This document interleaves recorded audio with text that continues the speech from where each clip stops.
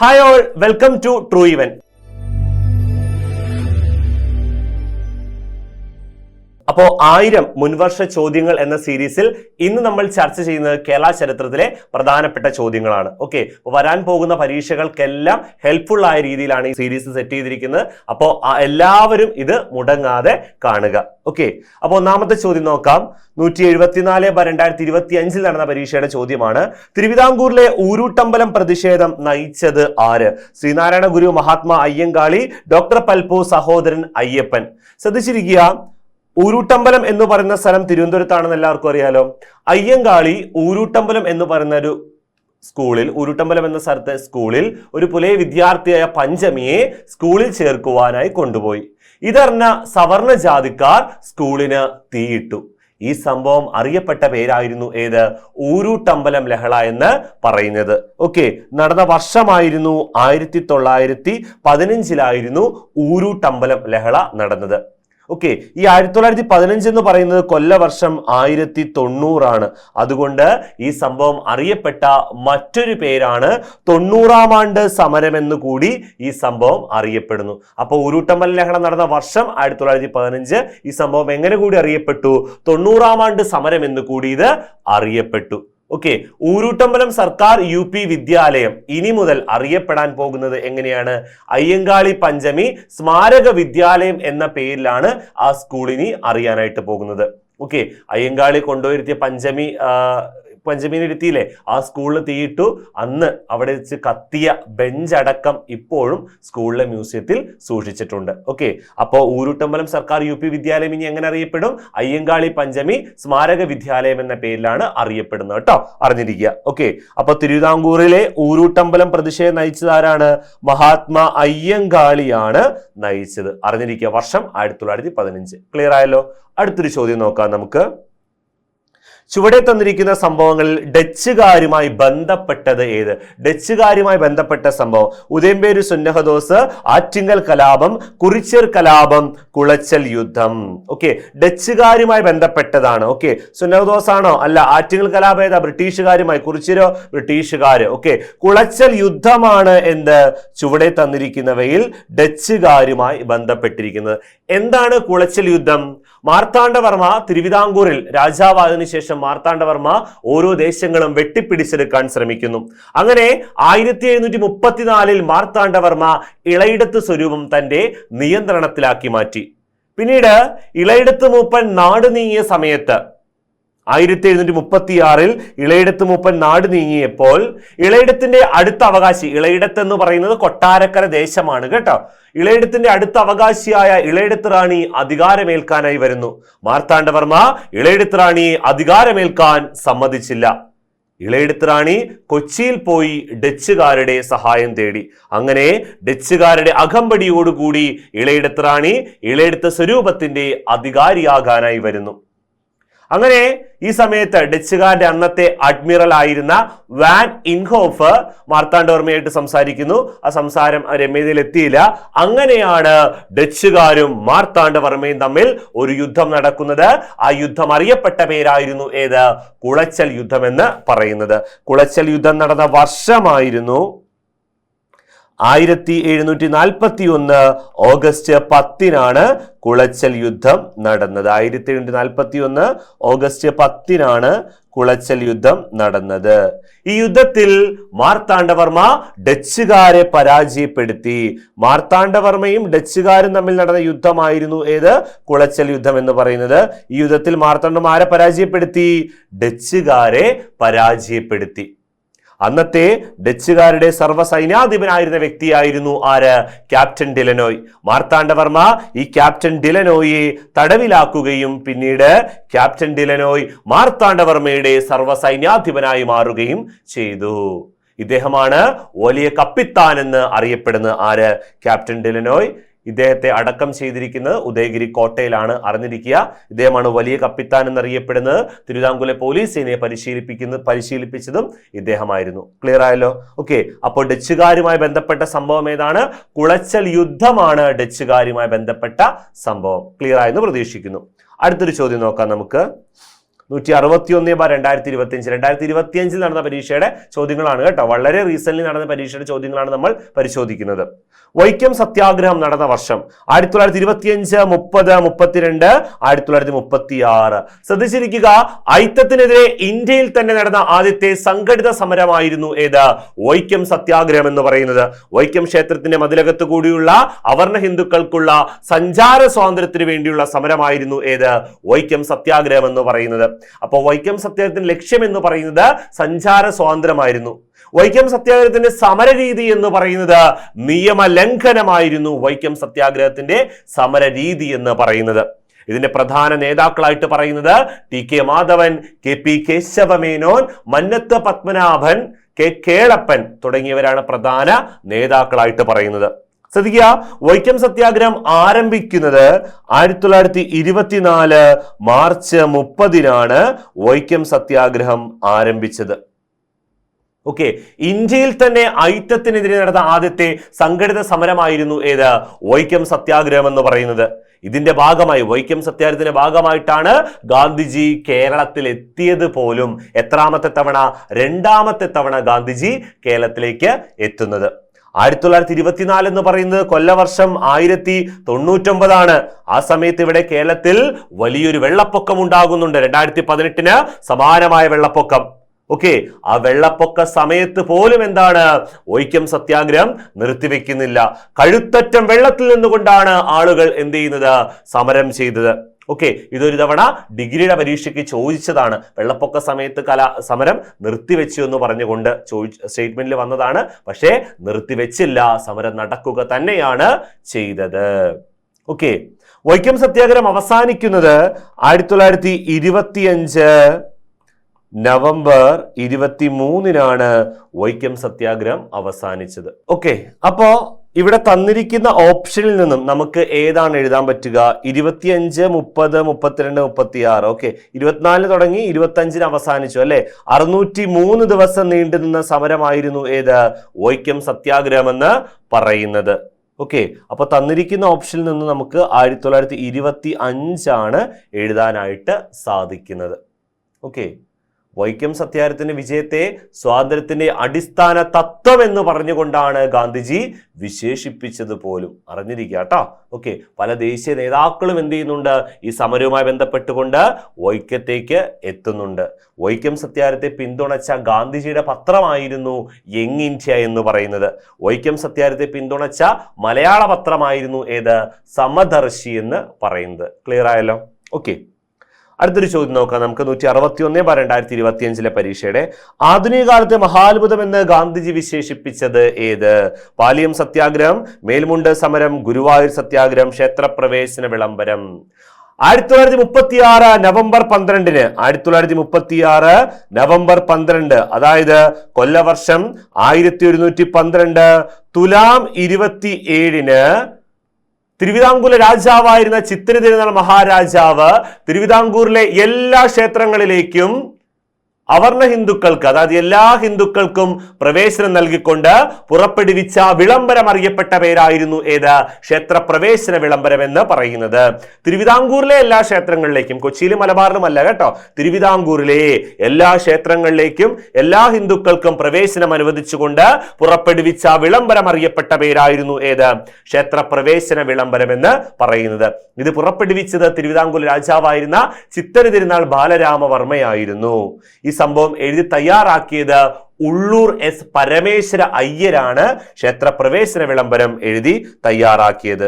ആധുനിക കാലത്തെ മഹാത്ഭുതം എന്ന് പറഞ്ഞുകൊണ്ടാണ് ഗാന്ധിജി ക്ഷേത്രപ്രവേശനത്തെ വിശേഷിപ്പിച്ചത്, ക്ഷേത്രപ്രവേശന വിളംബരത്തെ വിശേഷിപ്പിച്ചത്. അതുപോലെ തന്നെ ഗാന്ധിജി വേറെയും പറഞ്ഞു, ജനങ്ങളുടെ ആധ്യാത്മിക വിമോചനത്തിന്റെ അധികാര രേഖയായ സ്മൃതി എന്ന് പറഞ്ഞുകൊണ്ടും ഗാന്ധിജി എന്തിനെ വിശേഷിപ്പിച്ചിട്ടുണ്ട്? ക്ഷേത്രപ്രവേശന വിളംബരത്തെ വിശേഷിപ്പിച്ചിട്ടുണ്ട്. ഓക്കെ, അങ്ങനെ ഈ ക്ഷേത്രപ്രവേശന വിളംബരത്തിന്റെ ഭാഗമായിട്ടാണ് 1937 5ാമതായും അവസാനമായും ഗാന്ധിജി കേരളത്തിലേക്ക് വന്നത്.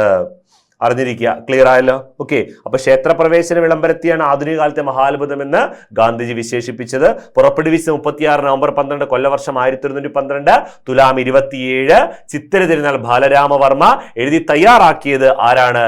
ഉള്ളൂർ എസ് പരമേശ്വര അയ്യരാണ്. ആധുനിക തിരുവിതാംകൂറിന്റെ മാഗ്ന കാർട്ട എന്നറിയപ്പെടുന്നതാണ് ഏത്? ക്ഷേത്രപ്രവേശന വിളംബരം. കേരളത്തിന്റെ മാഗ്ന കാർട്ട എന്നറിയപ്പെടുന്നതും എന്ത് തന്നെയാണ്? ക്ഷേത്രപ്രവേശന വിളംബരമാണ്. കേരളത്തിന്റെ സ്പിരിച്വൽ മാഗ്ന കാർട്ട എന്നറിയപ്പെടുന്നതും എന്ത് തന്നെയാണ്? ക്ഷേത്രപ്രവേശന വിളംബരം തന്നെയാണ്. ക്ലിയർ ആയല്ലോ? ഓക്കെ. അടുത്ത ചോദ്യം, തിരുവിതാംകൂറിൽ വില്ലുവണ്ടി യാത്ര നടത്തി ചരിത്രം സൃഷ്ടിച്ച സാമൂഹിക പരിഷ്കർത്താവ്. ഓക്കെ. വില്ലുവണ്ടി യാത്ര എന്തായിരുന്നു? വില്ലുവണ്ടി യാത്ര എന്ന് വെച്ച് കഴിഞ്ഞാൽ വേറൊന്നുമില്ല, സഞ്ചാര സ്വാതന്ത്ര്യത്തിന് വേണ്ടി അയ്യങ്കാളിയുടെ നേതൃത്വത്തിൽ 1893 വെങ്ങാനൂർ മുതൽ കവടിയാർ കൊട്ടാരം വരെ കാളവണ്ടിയിൽ ചെന്നുകൊണ്ട് നടത്തിയ പ്രതിഷേധം അറിയപ്പെട്ട പേരാണ് ഇത് വില്ലുവണ്ടി സമരം എന്ന് പറയുന്നത്. വർഷം 1893, വെങ്ങാനൂർ മുതൽ കവടിയാർ കൊട്ടാരം വരെ. ക്ലിയർ ആയല്ലോ? ഓക്കെ. അടുത്തൊരു ചോദ്യം നോക്കാം നമുക്ക്. 161/2025 തന്നെ ചോദ്യം, വൈക്കം സത്യാഗ്രഹത്തോടുള്ള ഐക്യദാർഢ്യം പ്രകടിപ്പിക്കുന്നതിനായി സവർണജാഥ നടത്തിയ നവോത്ഥാന നായകൻ KP കേശവമേനോൻ, C ശങ്കരൻ, മന്നത്ത് പത്മനാഭൻ, ശ്രീനാരായണ ഗുരു. ഓക്കെ. വൈക്കം സത്യാഗ്രഹം എന്ന് പറയുന്നത് അവർണർക്ക് വേണ്ടിയുള്ള സമരമായിരുന്നു അല്ലെ? ഈ അവർണർക്ക് വേണ്ടിയുള്ള സമരത്തിൽ അവർണരെ സപ്പോർട്ട് ചെയ്തുകൊണ്ട് സവർണ ജാതിക്കാർ ചേർന്ന് നടത്തിയ ജാഥയായിരുന്നു ഏത്? സവർണ ജാഥ എന്ന് പറയുന്നത്. ഓക്കെ. മന്നത്ത് പത്മനാഭന്റെ നേതൃത്വത്തിലായിരുന്നു എന്ത് നടത്തിയത്? സവർണ ജാഥ വൈക്കം സത്യാഗ്രഹത്തോടനുബന്ധിച്ചുകൊണ്ട് നടത്തിയത്. എവിടെ മുതൽ എവിടം വരെ? വൈക്കം മുതൽ തിരുവനന്തപുരം വരെ. എവിടെ മുതൽ എവിടം വരെ? വൈക്കം മുതൽ തിരുവനന്തപുരം വരെ ആയിരുന്നു എന്ത്? സവർണ ജാഥ മന്നത്ത് പത്മനാഭൻ നടത്തിയത്. 1924 നവംബർ 1 വൈക്കത്ത് നിന്ന് ആരംഭിച്ച ജാഥ നവംബർ 12 തിരുവനന്തപുരത്ത് ചെന്ന് കയറുന്നത്. അങ്ങനെ ഈ സവർണ ജാഥക്കാരെല്ലാവരും ചേർന്നുകൊണ്ട് 25,000 പേരൊപ്പിട്ട്, എത്ര? 25,000 പേരൊപ്പിട്ട ചങ്ങനാശ്ശേരി പരമേശ്വര പിള്ള എഴുതി തയ്യാറാക്കിയ, ആരാണ്? ചങ്ങനാശ്ശേരി പരമേശ്വര പിള്ള എഴുതി തയ്യാറാക്കിയ വൈക്കം സത്യാഗ്രഹത്തിന്റെ മെമ്മോറാണ്ടം അന്നത്തെ തിരുവിതാംകൂറിലെ ഭരണാധികാരിയായിരുന്ന റാണി സേതു ലക്ഷ്മിബായിക്ക് സമർപ്പിച്ചു. ഓക്കെ. അപ്പൊ വൈക്കം സത്യാഗ്രഹത്തിന്റെ മെമ്മോറാണ്ടം എഴുതി തയ്യാറാക്കിയ വ്യക്തിയായിരുന്നു ആര്? ചങ്ങനാശ്ശേരി പരമേശ്വര പിള്ള. അതിൽ എത്ര പേര് ഒപ്പുവെച്ചു? 25,000 പേര് ഒപ്പുവെച്ചു. ഓക്കെ. അതാർക്കാണ് സമർപ്പിച്ചത്? റാണി സേതു ലക്ഷ്മിബായിക്കാണ് സമർപ്പിച്ചത്. ഓക്കെ. ശ്രദ്ധിച്ചിരിക്കുക, വൈക്കം സത്യാഗ്രഹം ആരംഭിക്കുന്ന സമയത്തെ തിരുവിതാംകൂറിലെ രാജാവായിരുന്നു ആര്? ശ്രീ മൂലം തിരുനാൾ രാമവർമ്മ. സത്യാഗ്രഹം അവസാനിക്കുന്ന സമയത്തെ തിരുവിതാംകൂറിലെ ഭരണാധികാരിയായിരുന്നു ആര്? റാണി സേതു ലക്ഷ്മിബായ്. മാറിപ്പോകരുത്. ഓക്കെ അല്ലേ? വൈക്കം സത്യാഗ്രഹത്തെ കുറിച്ച് കുറച്ച് പോയിന്റ്സ് നേരത്തെ ഒരു ചോദ്യത്തിൽ നമ്മൾ എക്സ്പ്ലെയിൻ ചെയ്തിട്ടുണ്ട് കേട്ടോ. അടുത്തൊരു ചോദ്യം നോക്കാം. അപ്പൊ ഇതിന്റെ ഉത്തരം മന്നത്ത് പത്മനാഭനാണ് കേട്ടോ. അടുത്ത ചോദ്യം, വരിക വരിക സഹചരെ സഹന സമര സമയമായി. ഈ സമരഗാനം ഏത് സമരവുമായി ബന്ധപ്പെട്ടതാണ്? ഗുരുവായൂർ സത്യാഗ്രഹം, പാലിയം സത്യാഗ്രഹം, ഉപ്പ് സത്യാഗ്രഹം, പുന്നപ്ര വയലാർ സമരം. ശ്രദ്ധിച്ചിരിക്കുക, ഇന്ത്യയിൽ നിയമലംഘന പ്രസ്ഥാനം ആരംഭിക്കുന്നു ഗാന്ധിജിയുടെ നേതൃത്വത്തിൽ. നിയമലംഘന പ്രസ്ഥാനവുമായി ബന്ധപ്പെട്ടുകൊണ്ട് ഗാന്ധിജി മുന്നോട്ട് വെച്ച പ്രധാനപ്പെട്ട ആശയമായിരുന്നു ഏത്? ഉപ്പ് സത്യാഗ്രഹം എന്ന് പറയുന്നത്. ബ്രിട്ടീഷുകാർ കൊണ്ടുവന്ന ഉപ്പ് നിയമം ലംഘിച്ചുകൊണ്ട് ഉപ്പ് കുറുക്കുക എന്നതായിരുന്നു ഉപ്പ് സത്യാഗ്രഹത്തിന്റെ ലക്ഷ്യമെന്ന് പറയുന്നത്. അങ്ങനെ ഇന്ത്യയുടെ പല ഭാഗങ്ങളിലായി ഉപ്പ് സത്യാഗ്രഹം നടക്കുന്നു. അങ്ങനെ നിയമലംഘന പ്രസ്ഥാനവുമായി ബന്ധപ്പെട്ടുകൊണ്ട് കേരളത്തിൽ നടന്ന പ്രധാന സംഭവമാണ് ഏത്? ഉപ്പ് സത്യാഗ്രഹം. ഏതാണ്? ഉപ്പ് സത്യാഗ്രഹം. കേരളത്തിൽ ഉപ്പ് സത്യാഗ്രഹം നടക്കുന്നത് ആരുടെ നേതൃത്വത്തിലാണ്? കേളപ്പന്റെ നേതൃത്വത്തിൽ. ആരുടെ? കേളപ്പന്റെ നേതൃത്വത്തിലാണ് ഉപ്പ് സത്യാഗ്രഹം നടക്കുന്നത്. ഈ ഉപ്പ് സത്യാഗ്രഹം നടത്താൻ വേണ്ടി കേളപ്പന്റെ നേതൃത്വത്തിൽ 1930 ഏപ്രിൽ 13 കുറെ ആളുകളെല്ലാം ചേർന്നുകൊണ്ട് കോഴിക്കോട് ഒത്തുകൂടി. ഓക്കെ. മൊത്തം 33 പേര് അവരെല്ലാവരും ഉണ്ടായിരുന്നു. എന്നിട്ട് അവരെല്ലാവരും കൂടി ഒരു ജാഥയായിട്ട് എങ്ങോട്ട് പോയി? പയ്യന്നൂരിലേക്ക് പോയി. ഓക്കെ. 1930 ഏപ്രിൽ 13 അവർ കോഴിക്കോട് വന്നു. അവിടെ നിന്ന് എന്ത് ചെയ്തു? പയ്യന്നൂരിലേക്ക് പോകുന്നു. പയ്യന്നൂരിൽ എത്തി ഡേറ്റ് ആയിരുന്നു 1930 ഏപ്രിൽ 21 പയ്യന്നൂര് എത്തിയത്. ശ്രദ്ധിക്കുക, കോഴിക്കോട് പയ്യന്നൂരിലേക്ക് പോകുന്ന വഴി ഇവര് വെറുതെ എന്നല്ല പോയത്. ഒരു പാട്ടൊക്കെ പാടിക്കൊണ്ട പോയത്, ഒരു മാർച്ചിങ് സോങ് ഒക്കെ പാടിക്കൊണ്ട പോയത്. ആ സോങ് ആയിരുന്നു ഏത്? വരിക വരിക സഹചരേ. അത് എഴുതിയ വ്യക്തിയാണ് അംശി നാരായണ പിള്ള. അപ്പോ കേരളത്തിലെ ഉപ്പ് സത്യാഗ്രഹത്തിന്റെ മാർച്ചിങ് സോങ് എന്നറിയപ്പെടുന്നതായിരുന്നു ഏത്? വരിക വരിക സഹചരേ. അത് എഴുതിയ വ്യക്തിയാണ് ആര്? അംശി നാരായണ പിള്ള. പിന്നെ ഉത്തരം എന്താണ്? ഉപ്പ് സത്യാഗ്രഹമാണ് ഇതിന്റെ ഉത്തരമെന്ന് പറയുന്നത്. ക്ലിയർ ആയല്ലോ? ഓക്കെ, അടുത്തൊരു ചോദ്യം നോക്കാം നമുക്ക്. കേരള നവോത്ഥാന രംഗത്ത് ധാരാളം മാറ്റങ്ങൾക്ക് വഴിതെളിച്ച അടുക്കളയിൽ നിന്ന് രംഗത്തേക്ക് എന്ന പ്രസിദ്ധമായ നാടകം രചിച്ചത് ആര്? ഒ ചന്തുമേനോൻ, സി വി രാമൻ പിള്ള, വി ടി ഭട്ടതിരിപ്പാട്, എ ആർ രാജരാജവർമ്മ. അടുക്കളയിൽ നിന്നും അരങ്ങത്തേക്ക് എന്ന് പറയുന്ന നാടകം രചിച്ചത് വി ടി ഭട്ടതിരിപ്പാടാണ്. വി ടി ഭട്ടതിരിപ്പാടിന്റെ പ്രശസ്തമായ സാമൂഹിക അനാചാരങ്ങൾക്കെതിരെയായുള്ള നാടകമായിരുന്നു ഏത്? അടുക്കളയിൽ നിന്നും അരങ്ങത്തേക്ക് എന്ന് പറയുന്നത്. ഓക്കെ, ഇത് ആദ്യമായി അവതരിപ്പിച്ചത് തൃശ്ശൂര് ഇടക്കുന്നി എന്ന് പറയുന്ന സ്ഥലത്താണ് ഈ നാടകം ആദ്യമായിട്ട് അവതരിപ്പിക്കുന്നത്. തട്ടേ കയറുന്നത് അവിടെ വെച്ചിട്ടായിരുന്നു. ഓക്കെ, അടുത്ത ചോദ്യം നോക്കാം നമുക്ക്. 145/2025 ചോദ്യമാണ്. സ്വാതന്ത്ര്യ സമരവുമായി ബന്ധപ്പെട്ട് കേരളത്തിൽ നടന്ന സംഭവങ്ങളെ കാലഗണനാക്രമത്തിൽ എഴുതുക. കാലഗണനാക്രമത്തിൽ എപ്പോഴും ഈ ഇടയ്ക്ക് നിന്ന പരീക്ഷകൾക്ക് വളരെ കൂടുതലായിട്ട് ഈ ഒരു പാറ്റേൺ ഓഫ് ചോദ്യം വരുന്നുണ്ട് കേട്ടോ. നമുക്ക് നോക്കാം. കുണ്ടറ വിളംബരം നമുക്ക് ഓരോന്നിട്ട് നോക്കാം. കുണ്ടറ വിളംബരം നടന്ന വർഷമായിരുന്നു 1809 ജനുവരി 11 അല്ലേ? 1809 വർഷം, അത് ഡേറ്റ് വേണ്ട നമുക്ക്. വൈക്കം സത്യാഗ്രഹം നടന്ന വർഷമായിരുന്നു ഏത്? 1924 അല്ലെങ്കിൽ 25. നമുക്ക് 24 ഇപ്പൊ എഴുതാം. ഓക്കെ, മാപ്പിള ലഹള നടന്ന വർഷം ഏതായിരുന്നു? മാപ്പിള ലഹള നടന്ന വർഷം 1836നും 1853നും ഇടയ്ക്കാണ് മാപ്പിള ലഹള നടക്കുന്നത്. ഓക്കെ, മലയാളി മെമ്മോറിയൽ സമർപ്പിച്ച വർഷമായിരുന്നു 1891. ഓക്കെ, ഇത് നമുക്ക് ഇനി ഓർഡർ ആക്കാലോ. നോക്കുക, കുണ്ടറ വിളംബരം പുറപ്പെടുവിച്ച വർഷമല്ലേ ആദ്യം കിടക്കുന്നത്? ഓക്കെ, അപ്പൊ 1. പിന്നെ മാപ്പിള ലഹള അല്ലെ? മാപ്പിള ലഹളയാണ് ഇവിടെ പറഞ്ഞിരിക്കുന്നത്. മലബാർ കലാപമാണ് 1921. ഇവിടെ എന്താ ചോദിച്ചിരിക്കുന്നത്? മാപ്പിള ലഹളയാണ് ഇവിടെ പറഞ്ഞിരിക്കുന്നത്. അപ്പൊ 1, 3. ഓക്കെ, അത് കഴിഞ്ഞ വരുന്ന ഏതാ? മലയാളി മെമ്മോറിയൽ 4. പിന്നെ വരുന്ന ഏതാ? വൈക്കം സത്യാഗ്രഹം 2. 1, 3, 4, 2. ഓപ്ഷൻ ഏതാണ്? ഓപ്ഷൻ എ ആണ് ഇതിന്റെ ഉത്തരം. പലർക്കും മാറിപ്പോകുന്നതാണ് മാപ്പിള ലഹളയും മലബാർ കലാപവും. മലബാർ കലാപം നടന്ന വർഷം 1921, മാപ്പിള ലഹള നടന്ന വർഷം 1836നും 1853നും ഇടയ്ക്കാണ് മാപ്പിള ലഹള നടക്കുന്നത്. അറിഞ്ഞിരിക്കുക. ഓക്കെ അല്ലേ? അടുത്ത ചോദ്യം നോക്കാം. ലാസ്റ്റ് ക്വസ്റ്റ്യൻ നോക്കാം. താഴെ പറയുന്നവയിൽ മലബാറിലെ സ്വാതന്ത്ര്യ സമരവുമായി ബന്ധമില്ലാത്ത സംഭവം. മലബാറിലെ സ്വാതന്ത്ര്യ സമരവുമായി ബന്ധമില്ലാത്തത് 1916 ആനി ബസന്റിന്റെ അധ്യക്ഷതയിൽ നടന്ന കോൺഗ്രസ് സമ്മേളനം. അതെ, 1916 എന്താണ് ആദ്യത്തെ മലബാർ ജില്ലാ രാഷ്ട്രീയ സമ്മേളനം നടക്കുന്നത്? ആരുടെ അധ്യക്ഷതയിൽ?